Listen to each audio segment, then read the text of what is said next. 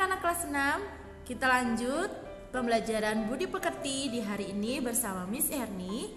Kita masih di tema pribadi dan lingkunganku. Hari ini kita akan belajar yaitu bangga dan bersyukur atas keanekaragaman dan hak dan kewajiban sebagai warga negara. Adapun tujuan dari pembelajaran ini adalah anak-anak dapat memahami hak dan kewajiban sebagai penerus bangsa Indonesia dan memiliki rasa cinta tanah air. Anak-anak, saya akan jelaskan ya apa yang dimaksud dengan hak dan kewajiban kita sebagai penerus bangsa. Nah, setiap warga negara memiliki hak dan kewajiban yang sama. Persamaan antara manusia selalu dijunjung tinggi. Hal itu untuk menghindari kecemburuan sosial. Hukum itu mengatur hubungan antara manusia satu dengan manusia yang lainnya. Hukum yang diciptakan selalu memiliki dua sisi, yaitu sisi hak dan sisi kewajiban.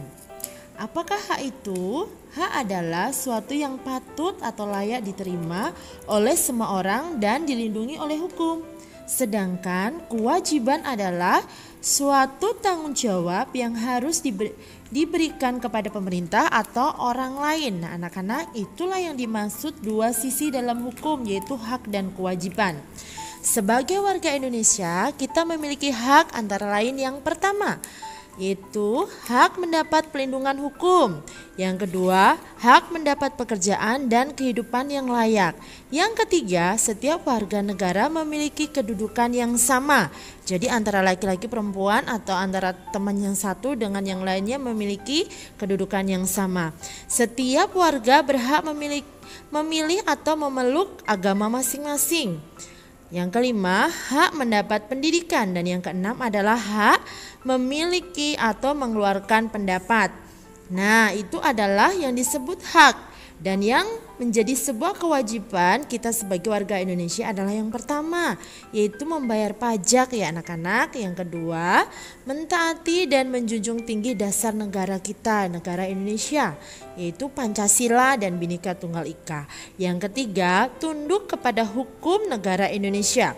Yang keempat, cinta tanah air. Yang kelima, cinta produk Indonesia. Yang keenam adalah melestarikan budaya Indonesia. Yang ketujuh, ikut bela negara. Nah, anak-anak, itu adalah hak dan kewajiban bagi kita. Sebagai seorang anak harus taat kepada orang tua, dan sebagai murid harus taat kepada aturan sekolah atau lembaga sekolah. Jadi anak-anak bisa membedakan jika di rumah taatlah kepada orang tua, ikut apa yang menjadi aturan di rumah, dan jika di sekolah anak-anak harus taat kepada guru dan mengikuti semua peraturan yang ada di sekolah. Anak-anak harus ingat ya, janganlah menjadi anak yang selalu menuntut hak tetapi tidak melakukan kewajibannya. Nah, yuk anak-anak, kita melakukan hak dan kewajiban dengan seimbang. Jika kita tidak melakukannya dengan seimbang, sama halnya kita sedang korupsi.